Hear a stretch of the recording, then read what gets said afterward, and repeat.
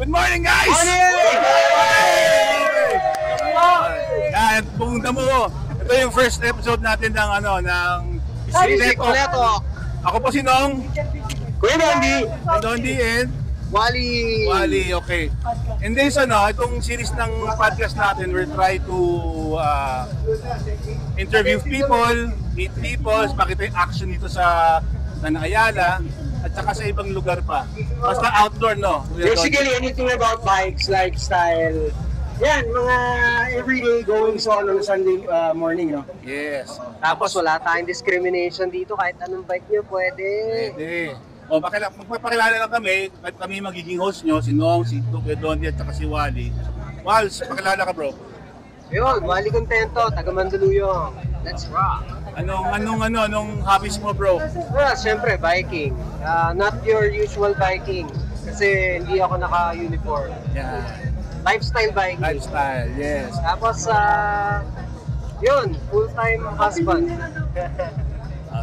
Okay, si Tito Dondi. Good morning, Dondi Carillo from Parañaque. Vintage bike collector, antique enthusiast, casual cyclist. Ilan po? Casual. Ako naman si Nong. As you all know, ako si Donongski or si Sinong Siklista sa YouTube, Facebook, Instagram at saka TikTok. Okay, today is Car Free Sunday. As you can see, maraming naglalakad, maraming tropa.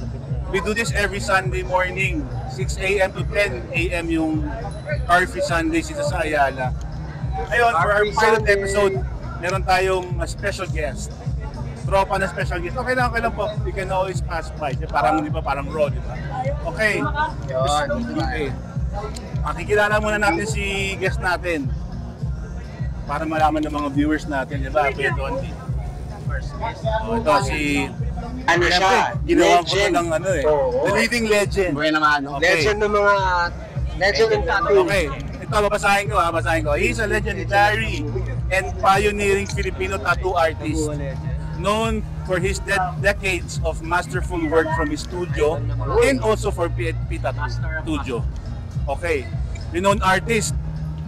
He is widely respected in the Philippine tattoo industry for his traditional and contemporary techniques. Yeah, tapos ito pa, he has tattooed many notable Filipino figures, including the late Francis Magalona, Angel Docsin, Marian Rivera, members of the Soto and Eigelman families, di ba?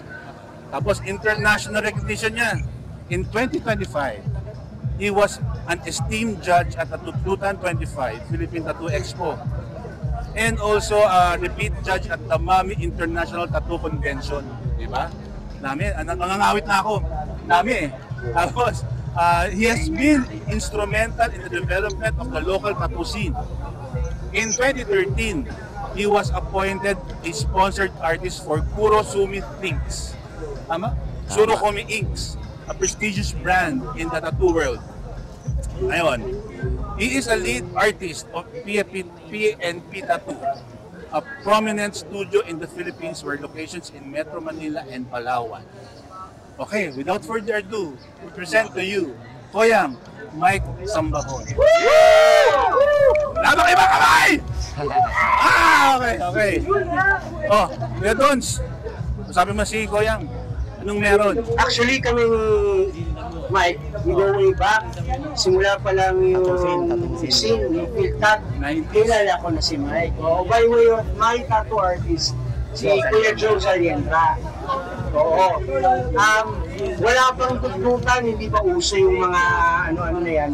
We would hold tattoo conventions, Black Red, Campo. Diba wala naman ng araw, no? Sobrang guerrilla style ng araw. Yung tattoo artist mo si Joe Salientra, isa yan sa co-founder ng PhilTag, kasama ko yan nagtatag ng PhilTag. Oo. Yung unang-unang tattoo organization sa Pilipinas. Shout out, Tatay Joe, pag nanonood ka, actually manonood ka niyan. So, tatag kita. Yan. Boss Mike, paano ka nagsimula mag-tattoo? Nagsimula ako mag-tattoo pagka-graduate ko ng high school. Siguro 89 yun. Tapos hanggang college ako may mga kaibigan ko na pinagtatato ko, mga klase ko.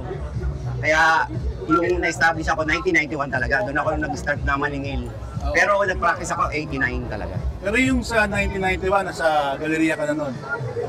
Wala pa, Wala pa, 1991. bahay pa lang ako noon. Underground. Underground. Doon ko na nakita si Mike sa studio Sa niya. kabilang side, di ba? Body Papababa place, mo. body place. Yes, doon. Okay.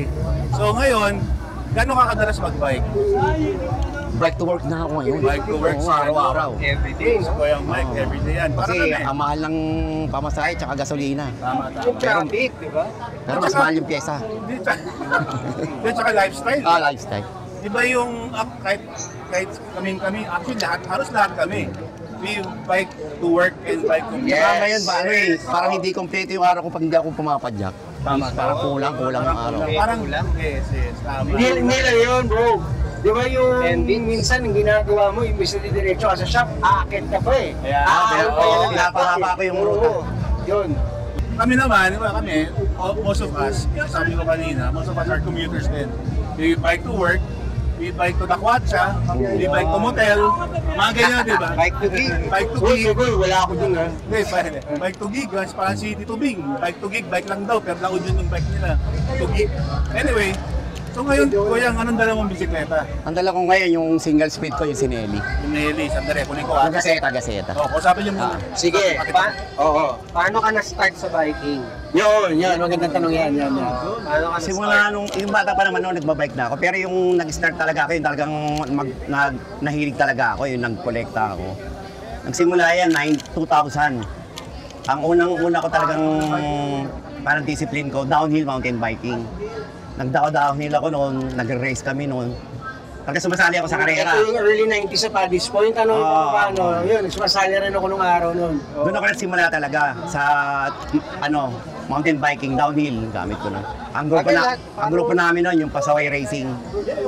Kasimula noon yun. Yan kasama ko sila yung drummer ng datit si Mike. Mike Dizon. Actually, isa sa mga hilig ko is vintage cycling or vintage bikes, anything vintage. Kaya medyo sometimes I get called to judge for events. So, anytime na nakakakita tayo ng magagandang classic, retro, neo-retro, vintage, hindi ko mapiling na suriin natin yan. So Mike, bago ang lahat, please tell us about your bike. Ay, itong bike na to, bali niregalo sa akin kaya ingat na ingat ako dyan. Ito yung nagsimula, kung nabalitaan nyo, nagkaroon ako ng operation noon, nagkasakit ako. Yes. Yung nagkaroon ako ng brain tumor. Itong bike na to, isa sa mga naging therapy ko. Ito yung mga bike na nagsimula akong bumalik padyak. Oo, backstory lang, no? Si Mike is a brain tumor survivor. So, naging malaking challenge yan sa kanya, pero eventually, nag-recover, he got back up, got on his bike. So, ito na po. Ito, isa sa mga recovery bike ko to eh. Si Nelly Gazeta. Gazeta na Neo Retro. Kung yung sa Neo Retro, hindi siya luma, no? Bagong frame na to, pero ginawa para magbukan luma. Tsaka to dati, ang setup nito dati, naka-fixed gear to. Simula nung nagkaroon ako ng operation, hindi ko na kaya mag-fixed gear. Kaya ginawa ko siyang single speed. Actually, yung Gazeta line, yan talaga pag mga truck. Anong year to? Pero urban. 20-something to, 2014 yata to, 2015. If I'm not mistaken. Pero yung yung stance niya, Single speed, Track bike eh, track bike. Yung saddle niya, nabili ko kay Domsky, Maestro. Si Nelly Maestro. Si Nelly Maestro. Sabi nga, rare na saddle doon. Yes, kung titignan natin yung Sinelli na parang pantograph niya, no? Talagang may base plate sa likod. Galing. Yan pa lang, magkano na, no? Pero yung overall setup ng bike, talagang inano mo to suit your, dahil sabi mo nga hindi mo na kaya mag-fix gear. Kaya single speed ko. Single speed na. So in totality, Goyang, may pa tayo. Thank you for the bike. Ilan na bikes mo sa bahay? Yun ang tanong. Hindi ko na alam. Amin kaya. Yung illegal o yung legal? Siguro sa 20 plus siguro. Siyempre, hindi na namin tatanong pagka ganun talaga. Walang tanungan. I know the feeling. Pero sa Kasi kanila, may mga nabenta na rin ako. Eto Boss Mike, paano mo pinipili yung sasakyan mong bike for today sa benting bisikleta mo? Depende sa ano, yung panahon. Pag yung weather umuulan, ginagamit ko yung mga wide tire sa mga fender. Oo, ano, yung hindi mahirap Oo. yung Kaya minsan naman, pag tinatamad ako, kung ano lang yung pwede kong mahugot. Kasi minsan tagad-dagan sila eh. Yung minsan yung gusto kong gamitin, nasa ilalim. Eh pag tinamad akong... Magbabalasa ka pa, ano? Kung ano lang yung nasa harap, madaling dukutin, yun ang ginagamit ko. Katulad kahapon. Di ba nakaulang kahapon, may bagyo. Ito nagamit ko yung gaseta. Sabi ko, Pangtaliwa sa panahon. oo, sabi ko, wrong bike ah. Eh wala eh. Ayun yung madaling bunutin eh. Siya yung nasa bungad. Sa ano naman, kamusta naman ang PNP? Okay naman, sila pa rin. Ngayon may bago kaming branch ba yung PGC. Oo, meron din. Tapos nagpaplano kami ng bagong branch dito sa may sa may bandang Soler. Anong ano, yung ano, paano mo naisip na, kasi di ba, artist, painter, iba, canvas nila, tela. Paano mo naisipan na balat yung trip mo? Iba, kasi ang isip ko nung parang gusto ko maging unique. Yung iba, di ba, lahat ng artist, ang canvas, papel. Oo. Tapos painting into painting, canvas. Sabi ko, maganda, iba naman yung canvas ko, gawin ko yung ano. Ayun, balat ng tao ginawa ko. Ano yan, simula yun, makabili ko ng tattoo magazine. Doon ako nagka-idea. Yung pagbili ko sa akin, okay ito ha. Kasi ang alam kong tattoo nun, mga jailhouse eh. Oo. O baga, ang nakikita kong tattoo, yung mga limitado yung design. Oo. Yung nakabili ko sa book sale nung tattoo magazine, siguro early 90s, mga 89 pala. Nakita ko, sabi ko, pwede pala sa balat to. Yung mismong image yung nagagawa, parang printer. Napapansin ko, no? Di ba simula nung nag-start tayo ng early 90s, minsan rotring nga yung ginagamit natin, no? Mismo. Correct. Ngayon, ang gaganda na ng parang mga vibrant na. Pero, ang inaano ko rin is, ano ba yung parang naging biggest improvement aside from yung ink? Is it the talent ngayon, yung mga bata ngayon talaga magagaling o yung technique? Yung technology. Yung technology Kasi yung talent, kanya na yan, given niya yung talent eh. Ngayon, mai-improve yan sa gamit. Eh ngayon, ang gamit ngayon, yung design, hindi ka na magdodrawing nga. Magdodrawing ka sa iPad ang gamit. Doon na nag-sketch. Printer, pagka-printer mo, stencil, didikit na lang. Yun nga napapansin ko, dati, freehand. Ballpen talaga. Tapos ginagamit ngayon yung stencil. Yung time pot stencil Nabubura pa rin yun, nabubura pa yun. Oo, pero yun nga nabubura. Ngayon, yung ang galing ko yung mga mapa sa mukha, kuha, no? Tsaka hindi nabubura.